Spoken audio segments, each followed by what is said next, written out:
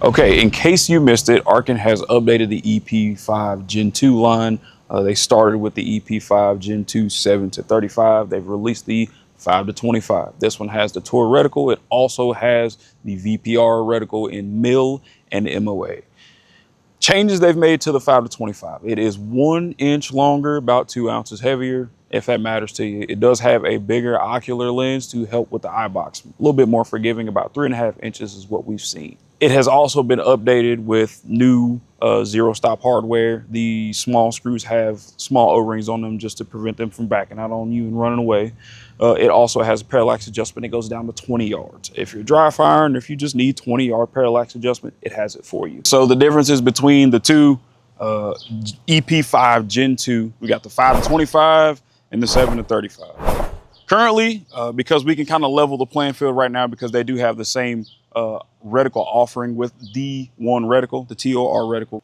What was your use case be for 5 to 25 or 7 to 35? If you are shooting extremely far and you need all the magnification, right? My ELR guys, maybe my folks who need PID at long distance, right? Prairie dog hunting, up in the central west areas where you're looking at something really small, really far away. Of course, you need, all the magnification that you can get.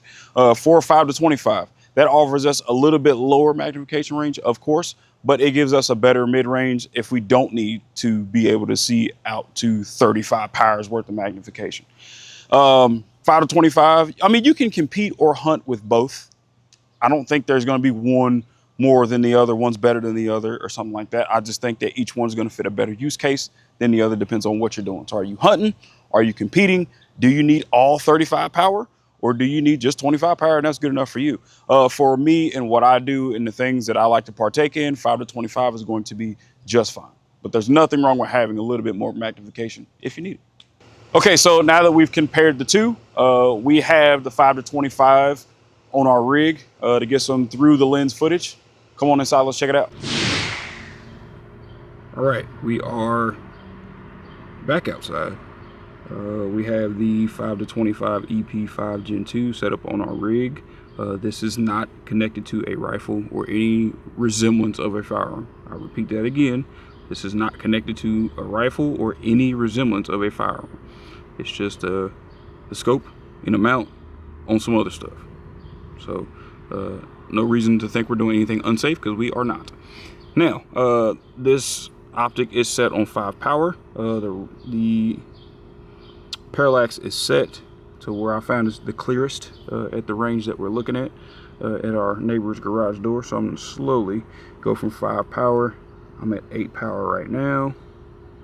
10, 12, 16, 20.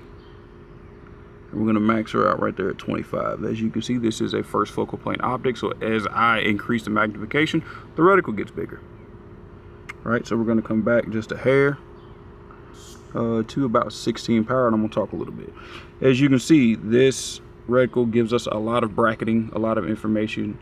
It does have a floating center dot, right, which is one thing that I do like, so I can see what it is that I'm aiming at with a degree of precision. Right, if I have a dot that's conjoined to crosshairs or other stadia that's all touching, I'm going to miss out on potential key points of maybe windage.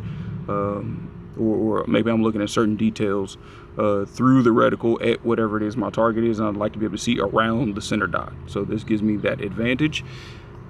We'll come back just a touch. As you can see, this has about 14, 16 mils built into the reticle itself. You may not be able to see that as clearly as I can. But that means I can hold down to 16, or if I miss like something crazy, my dope's wrong, I have bracketing to get me close to make adjustment, a hold adjustment, or if I need to dial and make an adjustment. So super pro Christmas tree, and this gives us all of those advantages in this reticle, in this Tour reticle. Okay, so a quick apples to apples comparison. This is the EP-5 Gen II 7 to 35. So this is the bigger brother, a little bit more magnification. So right now it is on 7 power, and my parallax is pretty decent. Let's see if we can clean it up a little bit for y'all. All right, so we're gonna zoom in and I will talk you through the magnification ranges as we're hit it. This is about 10 power,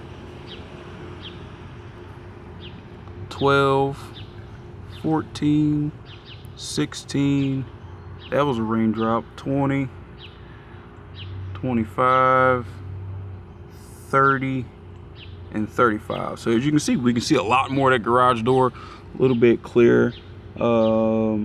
There's your parallax adjustment just to clean it up a little bit.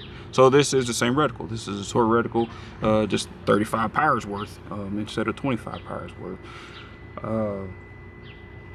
Pretty clean. You can see a lot more, right? We're seeing 10 more powers worth of magnification through the same reticle, and I don't think that there's much comparison even between the eye box. When I set this up, when I mounted this optic, there's no real differences in the mounting process. I didn't have to adjust anything in terms of our camera and trying to get everything clear.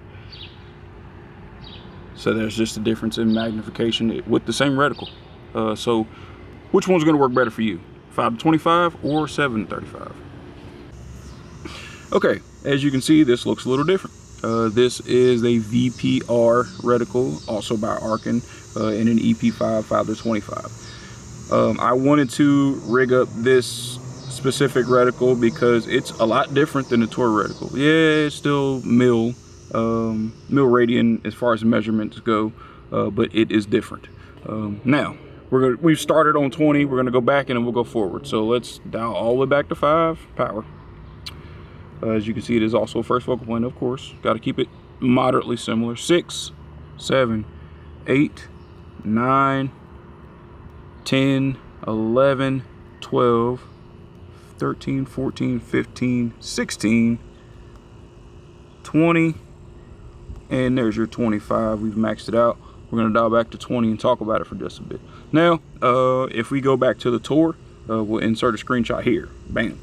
There is a differences in the reticle with the subtensions. The Tor reticle has 0.2 mil subtensions. This one has half in terms of what we're looking at for quick adjustments on the fly, being able to make wind calls, quick elevation calls, and just make changes on the fly without dialing if we need to, or just to make those finer calls where we don't have to spitball and guesstimate as much. So I wanted to compare these to show a different mil offering from Arken. What y'all think? What's going to work better for you? Okay, so with everything that we've laid out with the EP-5 Gen II line, are we happy with the changes as Arken has made with the upgraded glass, upgraded zero stop hardware, upgraded parallax adjustment, upgraded eye box? Are we satisfied or do we want more? In case you didn't know, we make accessories for all of these things. Scope caps, throw levers, focus wheels, the whole nine. Check us out. Thanks.